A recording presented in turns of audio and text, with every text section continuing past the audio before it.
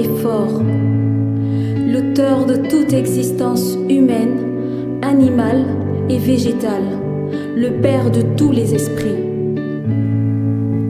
El Shaddai, le Tout-Puissant, l'invincible, ayant le pouvoir suprême sur toutes choses, le Seigneur fort et redoutable.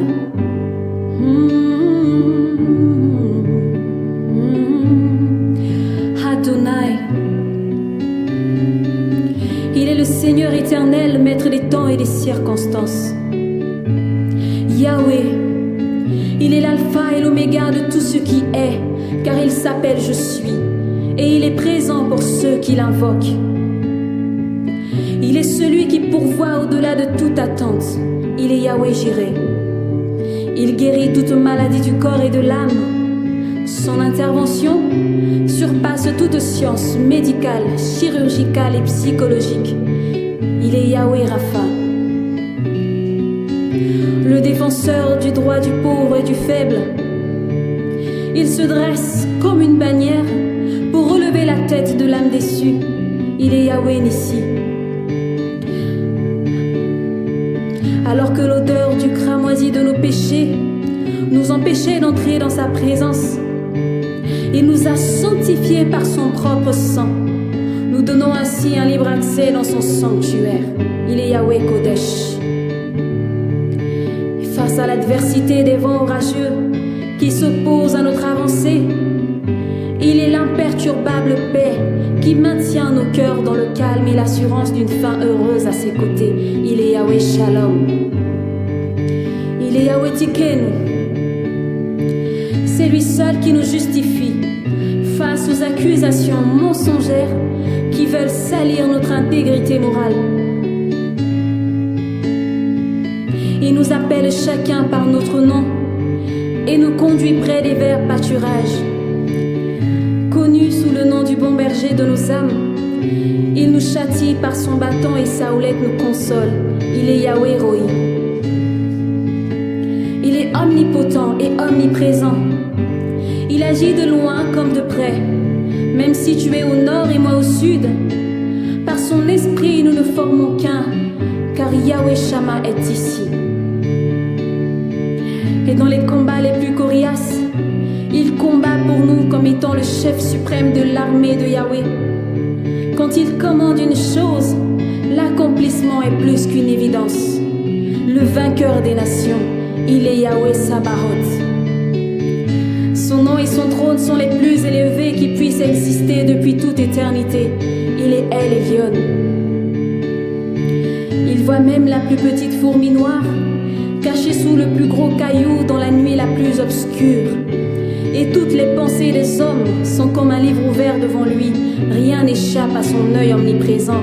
Il est El Roi. Il n'a ni commencement de vie ni fin de jour. Il est l'Éternel. Le début de l'histoire de la vie, c'est lui.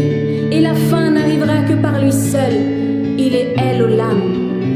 Il est aussi connu comme étant la sagesse infinie, le chemin, la vérité et la vie, l'étoile brillante du matin, le soleil levant, le Saint d'Israël, le germe de Yahweh, le rejeton de David, le fidèle et véritable, la parole vivante, le rocher des siècles, la pierre angulaire, l'ancien des jours, celui qui était, qui vient et qui est, le chef des rois de la terre, le Seigneur de l'univers, l'aigle royal, le lion de Juda, l'agneau immolé, le pain de vie et l'eau de vie, l'arche de l'alliance, l'ami fidèle, l'époux et le chef de l'église, le père de l'orphelin, le salut, le second Adam. Il est le fils, l'esprit et le père, le serviteur de Yahweh, la résurrection et la vie, le frère aîné de la famille céleste, l'admirable conseiller, le juste juge. Et par-dessus tout, il a reçu le nom au-dessus de tous les noms, devant lequel tout genou fléchit. Ce nom est la parfaite révélation du plan divin du maître de l'univers. Il suffit de l'invoquer et il te répondra. Il est l'objet central de notre adoration, la source intarissable de nos inspirations, le plus beau de tous les noms humains qui puissent être donnés sur terre. Peu importe les langues des hommes, il reste le même. car il porte en lui-même le tétragramme de l'être le plus suprême qui ne peut être nommé ici-bas. Depuis des générations, on a essayé d'effacer ce nom. On a même tenté d'empêcher qu'il subsiste à travers les générations futures, mais hélas, il est déjà en dehors du temps et sa révélation n'est pas le fruit d'une conception humaine. On ne peut le comparer à aucun illustre personnage de l'histoire de l'humanité, car il est l'auteur originaire de toute l'histoire. Et la sienne a surpassé celle de tous les protagonistes inédits des faiseurs de contes préhistoriques. C'est le nom le plus raffiné, empreinte de douceur et d'amour. Il procure un puissant soutien à nos âmes et nous sert de couverture spirituelle, car le nom de Yahweh est une tour fortifiée. Le juste y court et s'y trouve en sécurité. Les mots ne suffiront jamais pour décrire la grandeur et la magnificence de ce nom majestueux et glorieux que nous aimons tant. C'est ce nom que nous annonçons, que nous proclamons, que nous adorons encore et toujours sur la terre comme au ciel. C'est le nom de Yoshua.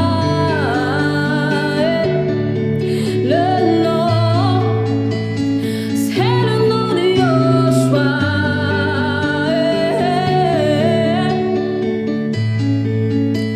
C'est le nom de Yoshua. Le nom le plus élevé, c'est le nom de Yoshua.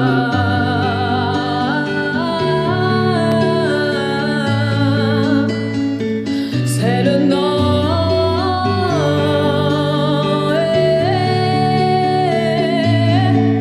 En ce nom nous avons la vie, le salut, la délivrance. Le nom de Yoshua. C'est le nom de Yoshua. C'est le nom le plus élevé. Le nom dans lequel il y a la révélation du plan divin de Yahweh. Il y a ton amour dans ce beau nom. Il y a ta résurrection. Il y a la vie. Il y a la délivrance dans le nom de Yoshua.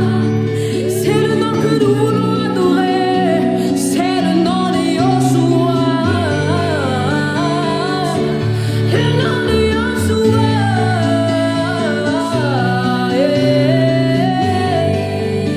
C'est le plus beau nom. C'est le nom de Yoshua.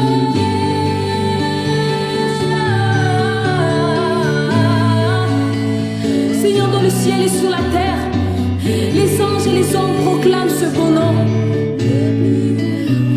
Alléluia. Korabasherebosa.